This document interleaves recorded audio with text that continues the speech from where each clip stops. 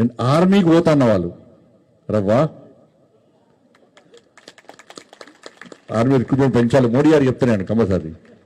మా శిశుమందిర్ విద్యార్థులు చాలామంది వస్తారని చెప్పాను. కాబట్టి శిశుమందిర్ పాఠశాల అనేది ఇవాళ మనం చూస్తున్నాం. బయట కార్పొరేట్ స్కూల్స్ ఉన్నాయి చాలా గుడ్. అవన్నీ కూడా కేవలము మార్కులు, ర్యాంకులు, ప్యాకేజీలు, ఫారిన్ కోసం. మార్కులు, ర్యాంకులు, ప్యాకేజీలు, చదువుకున్న తర్వాత ఎడుగుతరాలు, ఫారిన్, వాటి కోసం మాత్రమే ఆ విద్యా సంస్థలు అన్నీ పనిచేస్తున్నాయి.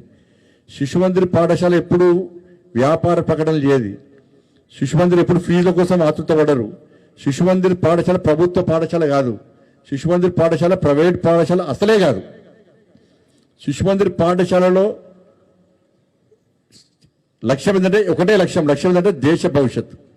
దేశ భవిష్యత్తుకు నవతరాన్ని తయారు చేయడమే శిశుమందిర్ పాఠశాల యొక్క లక్ష్యం. ఇలా మార్కులు వస్తే మనిషిని తయారు చేస్తాయా? ర్యాంకులు విలువలు నేర్పుతాయా? ప్యాకేజీలు దేశభక్తిని నింపుతాయా? ఏంటంత ఫాయిదా ఉంటుంది. కానీ శిశుమందిర్ పాఠశాలలో ఒక లక్ష్యాన్ని ఎంచుకొని దేశ భవిష్యత్తు కోసము నవతరాన్ని నిర్మించేటువంటి ఒక యువతరాన్ని తయారు చేయడం, విద్యార్థి లోకాన్ని తయారు చేయడమే శిశుమందిర్ పాఠశాల ఒక లక్ష్యం. కాబట్టి ఇవాళ దేశవ్యాప్తంగా శిశుమందిర్ పాఠశాల అంటే ఇంపార్టెన్స్ ఉంటుంది. మొదలంగా తెలుగు మీడియం ఉండే, ఇప్పుడు ఇంగ్లీష్ మీడియం కూడా స్టార్ట్ అయింది. కాబట్టి ఎక్కడ పోయినా కూడా అందరూ కూడా చాలా మంది నేను కూడా బాధపడుతున్నా. మా పిల్లలు కొంచెం శిశుమందిర్ పాఠశాల కొంచెం ముందు ఇంగ్లీష్ మీడియం పాఠశాల తయారు చేస్తే మా పిల్లలు కూడా దిల్లేసేవాడిని. కాబట్టి మా పిల్లల దురదృష్టం అది. నా అదృష్టం శిశుమందిర్ చదువుకోవడం, నా పిల్లల దురదృష్టం. వీళ్ళకి చదువుకునే అవకాశం రాలే, శిశుమందిర్ చదువుకునే అవకాశం రాలే. శిశుమందిర్లో మళ్ళీ వాళ్ళ పిల్లలు పక్క చదువుతారు ఇక.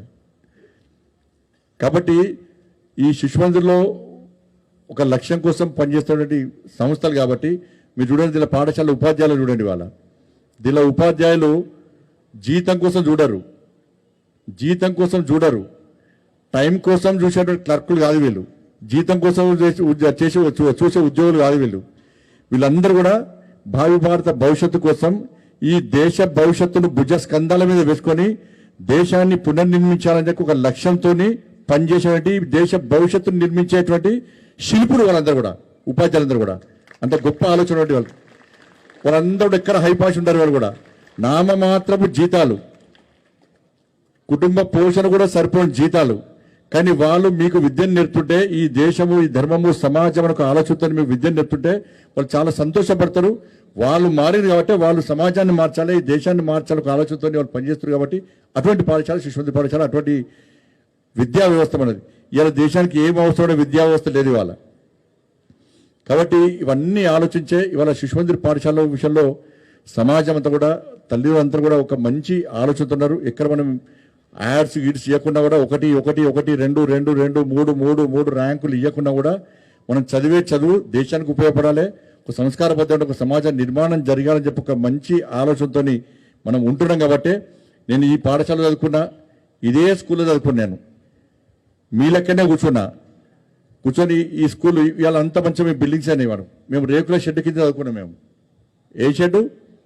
రేకుల షెడ్. మీకు బస్సులున్నాయి మీకు. మన 10th క్లాస్ వాళ్ళు సైకిల్ కూడా ఇస్తాం మనం ఇక్కడ సిద్దిపేట. వేరే జిల్లా కరీంనగర్ జిల్లాలోకి ఏం చేస్తాం మనం? 10th క్లాస్ సైకిల్ ఇస్తాం. శిశుమందిర్ స్కూల్కు 9th కూడా ఇచ్చాం సైకిల్స్. నెక్స్ట్ 9th కూడా మళ్ళీ ఇస్తా. ఇప్పుడు ల్యాప్టాప్స్ కూడా ఇస్తున్నాం. కాబట్టి అందరూ కూడా తప్పకుండా సిరిసిల్ల కూడా ఎప్పుడైనా మా సీనియర్ చెప్తున్నాం, సిరిసిల్ల పాఠశాల నిర్మాణం కూడా పక్కా చేస్తాం. నేను నా పార్లమెంట్ కాన్స్టిట్యున్సీలో అన్ని శిశుమందిర్ పాఠశాలను నిర్మించడానికి పక్కా ప్లాన్ చేస్తున్నా. సరే, సిద్దిపేట నుంచి వచ్చారు. ఇంకా సిద్దిపేట, జగిత్యాల్, వేములవాడ, అప్పుడు 2 ఉన్నాయి. సిరిసిల్ల, వేములవాడ 2 ఉన్నాయి. 2 బాధ్యతలు ఉన్నాయి. పక్క 2 బాధ్యతలు తప్పకుండా నెరవేరుస్తాను.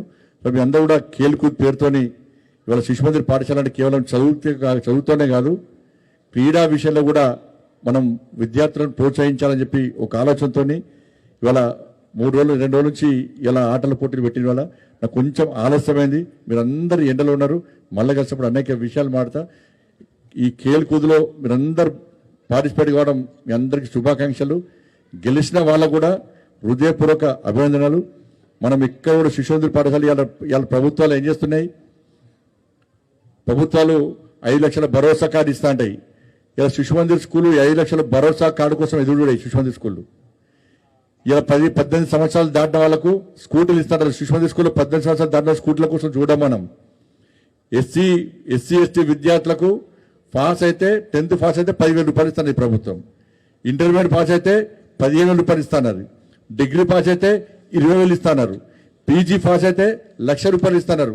ఇవి ఎవ్రీ ఇయర్. వాటి కోసం మనం ఎదురు చూడం, వాటి గురించి మనం ఆలోచించాం. కాబట్టి ఇవాళ అన్ని ప్రభుత్వ పాఠశాల కంటే ధీటుగా మనం చేస్తున్నాం. ఇవాళ ప్రభుత్వ ఆధునిక వచ్చే పాఠశాలన్నీ కూడా నిర్వీర్యమైపోయినాయి. దాదాపు 2,000 పైగా పాఠశాలలో 2,000 పైగా పాఠశాలలో ఒక్క విద్యార్థి కూడా చేరలేదట. 2,000 పైగా పాఠశాలలో ఒక్క విద్యార్థి కూడా చేరలేదట. ఈ 2 సంవత్సరాల్లో 1,500 పాఠశాలలు మూసేసారు. ప్రభుత్వ పాఠశాలన్నీ కూడా టీచర్లు లేరు. టీచర్లు ఉంటే స్కూల్ బిల్డింగ్ లేదు. స్కూల్ బిల్డింగ్ టీచర్లు ఉంటే దాని సౌకర్యాలు లేవు. సౌకర్యాలు టీచర్లు స్కూల్ బిల్డింగ్ ఉంటే పిల్లలు లేరు. వీళ్ళందరూ ఉంటే స్కావెంజర్ లేరు. ఉపాధ్యాయులన్నీ పోస్టులన్నీ ఖాళీ ఉన్నాయి. పాపం ఉపాధ్యాయులు టీఏ లేవు, డిఏ లేవు. రిటైర్మెంట్ అయిన వాళ్ళు కూడా పాపం పైసలు నిన్న ధర్నా ఇచ్చారు. పాపం హైదరాబాద్ ధర్నా చేస్తే పాపం అంత ఓల్డ్ ఏజ్ వాళ్ళ పైసలు వాళ్ళకి ఇవ్వమంటే కూడా ప్రభుత్వం ఇచ్చే పరిస్థితి లేక వాళ్ళు ధర్నా చేస్తే వాళ్ళ పాపం ఏజ్డ్ వాళ్ళు మా పైసలు మాకు ఈయన అని చెప్పి ముఖ్యమంత్రి గారు చెప్పుకోవడానికి పోతే వాళ్ళని కూడా అరెస్ట్ చేసి పడేశారు. ఇంత మూర్ఖత్వపు పార్టీలు పాలనలు ఇవాళ ఈ రాష్ట్రం అనేక రాష్ట్రాలు సాగుతున్నాయి. కాబట్టి ఇవాళ అందుకే నరేంద్ర మోడీ గారు ఇలా ఖేలో ఇండియా పేరుతోని అనేక స్పోర్ట్స్ విషయంలో, విద్యా విషయంలో, విద్యతో పాటు క్రీడా రంగంలో కూడా ఇలా కేంద్ర ప్రభుత్వం అనేక రకాలుగా ప్రోత్సహించే ప్రయత్నం చేస్తుంది.